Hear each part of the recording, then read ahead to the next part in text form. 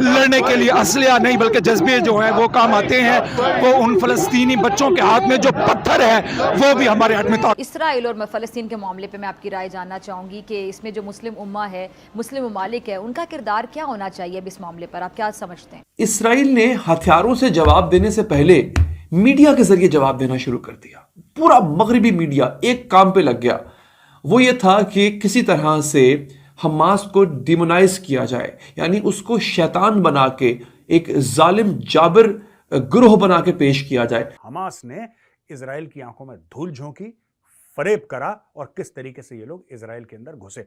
वो अलग बात है कि अभी उनको मार पड़ रही है और वो कूं कूं कूं जैसे होता है ना जानवर, कूं कूं कूं, वो पीछे दुम दबा के भाग रहा है। 677 इसराइली जो हैं वो मारे गए इस हमले के अंदर। इसराइल की तरफ से ये स्टेटमेंट आई है खबरों के मुताबिक कि उन्होंने दोबारा से गजा पे कंट्रोल कर लिया है। 15 से 2000 के करीब जो डेड बॉडीज मिली हैं वहाँ पे हमास के लोगों की। Hey guys, welcome back to new video. मैं हूँ प्रियंका और आप देख रहे हैं पाक मीडिया कॉमेडी। आई होप आप सब अच्छे होंगे। दोस्तों, इजराइल ने गजा पट्टी को अपने कंट्रोल में कर लिया और ये सब देख पाकिस्तानी बौखलाए हुए हैं। उन्हें लगता था कि इजराइल ऐसा कुछ नहीं करेगा, लेकिन इजराइल मुंहतोड़ जवाब दे रहा है हमास को। और इसके इजराइल के सपोर्ट में अमेरिका भी है, हथियार दे रहा है, भारत भी है। अब ये सब देख बौखला गया है पाकिस्तान। तो आइए देखते हैं इसको लेके पाक मीडिया में क्या चर्चा हो रहा है और फिजा खान भी बौखला गई है। तो आइए बढ़ते हैं वीडियो में आगे। इसराइल की अगर बात करें, फ़लस्तीन की बात करें, हमास की बात करें, जंग चल रही है और ख़बर ये आ रही है कि इसराइल ने फिर से कंट्रोल कर लिया है गजा के ऊपर। क्या कहना चाहेंगे, ये जो जंग है क्या कौन सा रुख अपना रही है? 1500-2000 के करीब जो सी हैं वहाँ पे हमास वालों की डेड बॉडीज़ भी मिली हैं हम उधर गजा में। क्या कहेंगे आप?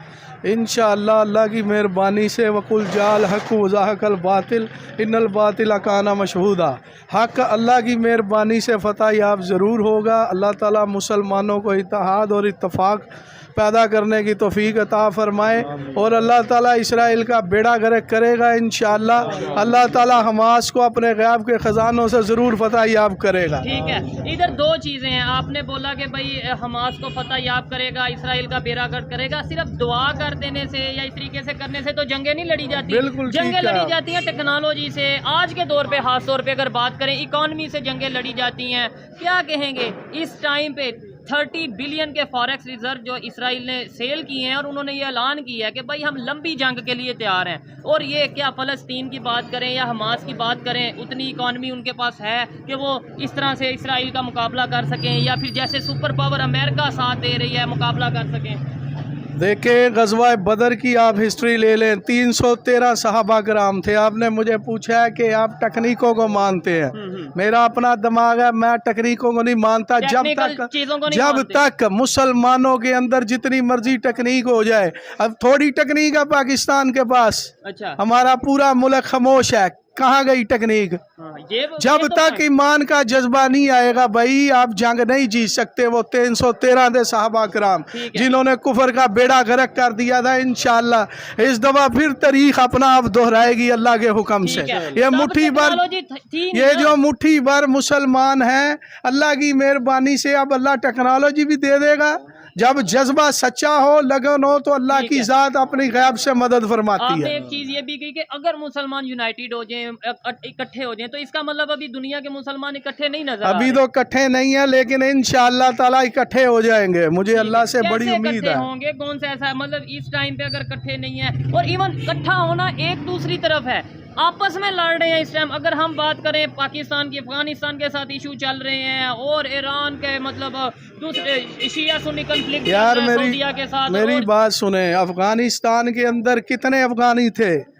उन्होंने कैसे अमेरिका को शिकस्त दी है मेरे भाई? क्या उनके पास अमेरिका से ज्यादा टेक्नोलॉजी थी? हमास ने मानी है कि हमने जो हमला किया था, हमें असलहे की और इंटेलिजेंस की जो सपोर्ट हासिल थी वो ईरान से हासिल थी। क्योंकि आप ये याद रखिए नाजरीन, इसराइल की जो इंटेलिजेंस एजेंसी मोसाद है उसको दुनिया की बेहतरीन इंटेलिजेंस एजेंसी कहा जा सकता है, कोई शक नहीं है उसमें। तो कैसे मुमकिन है कि उसके बगल में इतना बड़े हमले की तैयारी हो रही थी और उसको पता नहीं चल सका? इसका मतलब है हमास अकेली नहीं थी, हमास को ईरान की सपोर्ट हासिल थी। ये बयान इस वक्त गर्दिश कर रहा है आयतुल्लाह खामनाई का तेहरान से, और ईरान के जो सुप्रीम लीडर है आयतुल्लाह खामनाई, उन्होंने कहा है कि इस हमले में हम बराह रास्त मुलव्विस नहीं हैं, लेकिन जिन लोगों ने इसराइल पे हमला किया है हम उनके हाथ चूमते हैं। याद रखिए नाज़रीन, कोई भी मुल्क कभी भी बराह रास्त हमले की जिम्मेदारी कबूल नहीं करेगा, क्योंकि देखें अफगानिस्तान से रूस को, सोवियत यूनियन को किसने भगाया? पाकिस्तान ने भगाया। लेकिन पाकिस्तान ने आज तक कबूल नहीं किया कि हम थे, मुजाहिदीन के जरिए भगाया। बोला कि साहब जो गाजा के वर्कर्स हैं, है ना, गाजा जो पट्टी है जहां पे अभी बमबारी चल रही है, जहां से हमास वाले आए थे, यहां के जो वर्कर्स हैं इनको यार इजराइल आने दो, ये भी 2 वक्त की रोटी कमा लेंगे। समझ रहा मेरी बात?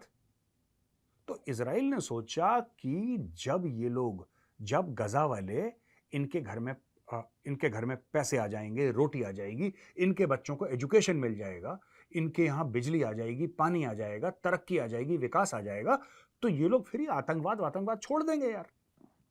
क्योंकि एक आम आदमी, आम इंसान, एक कोई भी नॉर्मल आदमी तो ऐसे ही सोचता है कि यार अगर बंदा खुशहाल है, सब कुछ है, उसके बच्चे अच्छे स्कूल में पढ़ रहे हैं, उसके पास एक अच्छी स्टेबल नौकरी है, सब कुछ अच्छा है, और जो इजरायली वेजेस दे रहे थे, यानी कि जो इजरायली तनख्वाह दे रहे थे इन लोगों को, पैलेस्टीनियंस को, वो कुछ लोग कहते हैं 8 से लेकर 10 गुना ज्यादा थी जो उनको गाजा में मिलती। क्योंकि इजराइल की इकोनॉमी जबरदस्त है, बहुत पैसा है इजराइल के पास, और वहां पे लोगों को पैसा भी ज्यादा मिलता है, वेतन ज्यादा मिलता है। तो इजरायली लॉ के तहत बोला कि साहब कोई भेदभाव नहीं होगा, जब खुद को सैलरी दे रहे हो खुद के बंदों को, इनको भी वही सैलरी दो।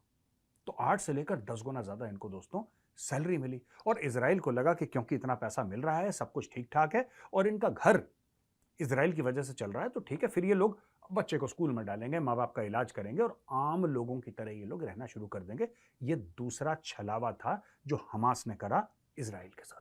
की बात करें, फ़लस्तीन की बात करें, हमास की खास तौर पे जंग चल रही है, और इसराइल की तरफ से ये स्टेटमेंट आई है खबरों के मुताबिक कि उन्होंने दोबारा से गजा पे कंट्रोल कर लिया है। 15 से 2000 के करीब जो डेड बॉडीज़ मिली हैं वहाँ पे हमास के लोगों की। क्या कहना चाहेंगे जो इस टाइम सिचुएशन है, पाकिस्तान की इस टाइम उसके ऊपर क्या पॉलिसी है, पाकिस्तान की पब्लिक की क्या पॉलिसी है, क्या कहेंगे आप? सबसे पहले तो यह है कि हम अप्रिशिएट करते हैं हमास के मुजाहिदीन को, ठीक है, जिन्होंने इतना बड़ा कारनामा जो अंजाम दिया है। वो मुल्क जो पूरी दुनिया में अपने आप को सेफ मानता था, अल्लाह के फजल से हमास के मुजाहिदीन ने उसका गुरूर जो है वो तोड़ दिया है। गुरूर तब मेरे ख्याल से टूटता कि जब जंग में कामयाबी होती है। स्टार्ट किया, उसके बाद अब जो खबरें आ रही हैं वो तो बड़ी परेशानी वाली खबरें, और पूरी दुनिया ये कह रही है कि बेवकूफ़ाना हरकत की है। मतलब जो बड़े बड़े कंट्रीज़ हैं, अगर हम अमेरिका की बात करें, इवन अमेरिका तो उनके साथ बिल्कुल स्टैंड भी कर रहा है, इंडिया की बात करें, इंडिया भी स्टैंड कर रहा है, और दूसरे कंट्रीज़ हैं, यूरोपियन कंट्रीज़ हैं, और इवन इस्लामिक कंट्री की भी बात करें, तुर्की ने कोई सच जो सा वो मुस्लिम की हवाले से स्टेटमेंट दी, उन्होंने कहा दोनों तरफ जो है हम चाहते हैं सुलह हो जाए और ये चीज़ें हों। नहीं, जो वो ये कह रहे हैं कि ये उनकी गलत पॉलिसी है कि उन्होंने जो हमला किया, हम समझते हैं कि ये सबसे बड़ा उनका हौसला है। आज के वीडियो के बारे में आप क्या सोचते हैं, अपनी राय कमेंट में जरूर दें। और इन जाहिलों के बारे में, इन्हें लगता है कि ये जज्बा से सारा जंग जीत लेंगे, तो आपको ये जाहिल कैसे लगे कमेंट करके जरूर बताएं। और वीडियो अच्छा लगता है तो लाइक शेयर करें, चैनल पर नए हैं चैनल को सब्सक्राइब कर लें। तो फिर आपसे मिलते हैं अगले वीडियो में, अपना ख्याल रखें। जय हिंद, जय भारत।